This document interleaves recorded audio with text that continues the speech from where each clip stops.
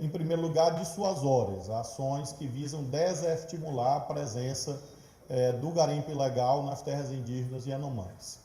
Houve a decretação pelo presidente Luiz Inácio Lula da Silva de uma espécie de zona de exclusão aérea. Isso teve uma força muito poderosa no sentido de levar à desocupação já iniciada dos territórios, tal como nós prevíamos nessa fase 1 do planejamento. Nós teremos agora alguns dias para que esse fluxo de garimpeiros e de apoiadores administrativos dos garimpeiros possa, de fato, ser concluído, ou seja, aqueles que estão deixando a área deixarão nos próximos dias, e nós teremos o início da segunda fase, em que é a presença do efetivo da Polícia Federal, da Força Nacional, com apoio das Forças Armadas. Então, eu diria que nós temos duas fases muito nítidas e nós estamos nessa semana na transição da fase 1 para a fase 2. A fase 1 são essas medidas preparatórias, em que há, sobretudo, as ações humanitárias de um lado e de outro a zona de exclusão aérea. E nós temos já, nesta semana, a transição para a fase 2, em que teremos ações policiais. Finalmente, menciono, claro, que as investigações que cabem à Polícia Federal prosseguem, ou seja, todos aqueles que cometeram crimes como genocídio, crimes ambientais, o próprio garimpo ilegal, financiamento de garimpo ilegal, assim como lavagem de dinheiro, estão sendo investigados e continuarão a ser. Então, são caminhos que seguem paralelamente. De um lado, nós temos a desintrusão, a desocupação das terras indígenas. De outro lado, nós temos a investigação.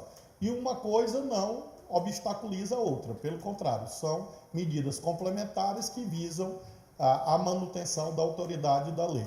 Então, essa é, digamos, uma prioridade desta semana do Ministério da Justiça e Segurança Pública, além de outras ações da Polícia Federal e da Polícia Rodoviária Federal, mas creio que esses são dois temas de alta importância que se desenvolveram no dia de hoje e se desenvolverão nas próximas semanas. Temos feito reuniões do Ministério da Justiça com o Ministério da Defesa, reuniões entre a Polícia Federal, a Força Nacional e as Forças Armadas, e há uma atuação conjunta no estado de Roraima, visando a que tenhamos uma desocupação, uma desintrusão em paz. É o que nós desejamos, que não haja conflitos e, com isso, nós possamos restabelecer a ordem pública e, portanto, restabelecer as condições de sobrevivência e de vida digna do povo Yanomami.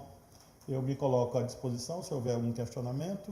Vamos começar com a lista pré-definida. Primeiro, o Marçal, do Jornal Tempo.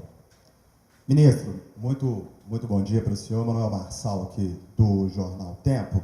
É o seguinte, a gente queria só um pouco mais realmente de detalhes do senhor. Qual vai ser esse efetivo aí da PRF, da PF, da Força Nacional nesse território Yanomami? Eu também queria um comentário do senhor a respeito que a Defensoria Pública questionou o governo aí sobre essa demora para aumentar o número de tanto de aeronaves quanto de equipes ali nesse território Yanomami. Só para reiterar também, e aí uma fala que o senhor disse agora, é o seguinte, sobre essa fase 2, vocês não estão dando um tempo aí, vamos dizer assim, se não acha que o Ministério, o governo está dando um tempo para que os garimpeiros possam fugir, já que você está falando que essa fase 2 agora vai ser uma intensificação da força policial no local? Obrigado. É preciso, como mencionei bem no começo, entender a complexidade da operação. Nós estamos tratando de dezenas de milhares de pessoas. E, portanto, é preciso ter responsabilidade, ter prudência para garantir que essa desintrusão ocorra e nós não tenhamos conflitos. Então, esse planejamento em fases visa garantir exatamente a compatibilidade entre a meta, que é a desintrusão, com o nosso desejo de que não haja conflituosidade nesse processo. As Forças Armadas estão ampliando essa presença, o apoio logístico. Hoje mesmo eu atendi um pedido relativo à FUNAI e ao Ministério dos Povos Indígenas no que se refere à ampliação da segurança nos postos da FUNAI, porque Nós estamos vendo um fluxo intenso de pessoas no território Yanomami, um fluxo de saída, e é preciso reforçar esta segurança. Então, eu determinei hoje o deslocamento de mais 100 integrantes da Força Nacional, que estarão entre hoje e amanhã chegando ao estado de Roraima, para com isso fortalecer especialmente a segurança das bases da FUNAI e também os postos de saúde. Então, é a missão primeira da Força Nacional em território Yanomami, será esta. E nós teremos a atuação da Polícia Federal com apoio logístico das Forças Armadas para efetuar a desintrusão. Como mencionei, isto não é um caminho de impunidade. Por quê? Porque as investigações estão sendo feitas e continuarão a ser feitas. Agora, nós precisamos entender que é uma situação política e social de alta complexidade e é preciso, portanto, ter um planejamento. O uso da força sem planejamento poderia conduzir a piorar o problema instalado no estado de Roraima.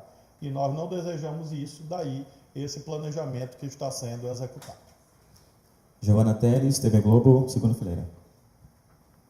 Bom dia, ministro. Bom dia, secretário. Queria saber, ministro, o senhor não disse quantos efetivamente vão esta semana, falou dos 100 agora da Polícia Federal.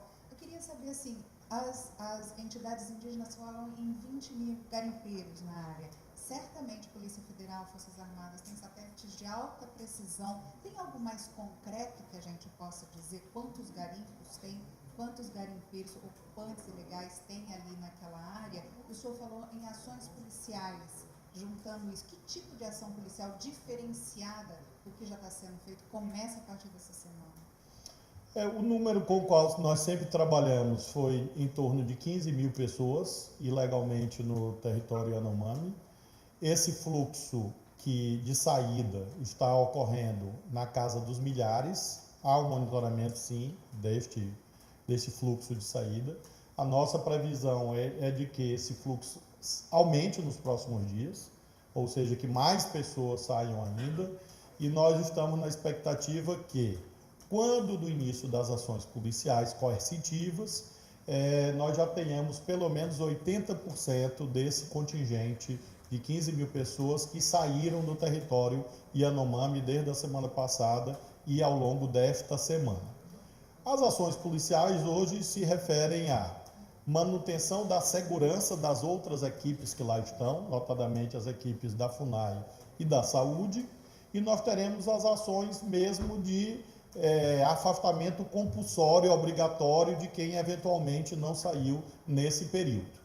E isso envolve a apreensão de equipamentos, isso envolve a destruição de equipamentos, para que eles não voltem a ser reutilizados em atividades ilegais. Isso envolve a destruição de pistas clandestinas, pode envolver a prisão em flagrante de pessoas que eventualmente ali ainda estejam. É evidente que esse planejamento policial é dinâmico, é feito dia a dia. O que eu posso afirmar é que as ações policiais irão começar nesta semana, de acordo com o comando da Polícia Federal e o comando das Forças Armadas e da Força Nacional, que estão em Roraima. Haverá uma comitiva nossa que se deslocará para lá. Como disse, nós estamos exatamente nesse momento na transição da fase 1 para a fase 2. A fase 1, dissuasória, medidas preparatórias. Fase 2, ações policiais, que obedece a esse cardápio previsto em lei, desde a destruição de equipamentos, a apreensão de equipamentos, até a realização de eventuais prisões em flagrante. Leonardo Martins, UOL. Bom dia, ministro. Bom dia, secretário. Parabéns pela nomeação. Eu vou fazer uma pergunta que acredito que os dois podem responder sobre facções criminosas. Eu gostaria, o senhor também sabe, né, ministro, como atuou no Maranhão, os conflitos entre as facções dos presídios. Lá também está presente o PCC, a facção de São Paulo, que hoje controla e exporta dinheiro para fora. Eu gostaria de saber dos senhores como a secretaria pode atuar, primeiro, para conseguir reverter esse cenário de conflitos de facções dentro dos presídios estaduais, que também vai ser uma postura de muita atenção dos senhores, e sobre o presídio aqui de Brasília, que na última transferência do criminoso do Marcola para cá, se o presídio tem condições para manter ele ali e não ter que fazer uma nova transferência caso haja um novo plano de fuga, enfim, se o presídio hoje está preparado para comportar criminosos desse quilate. Obrigado. Bom dia.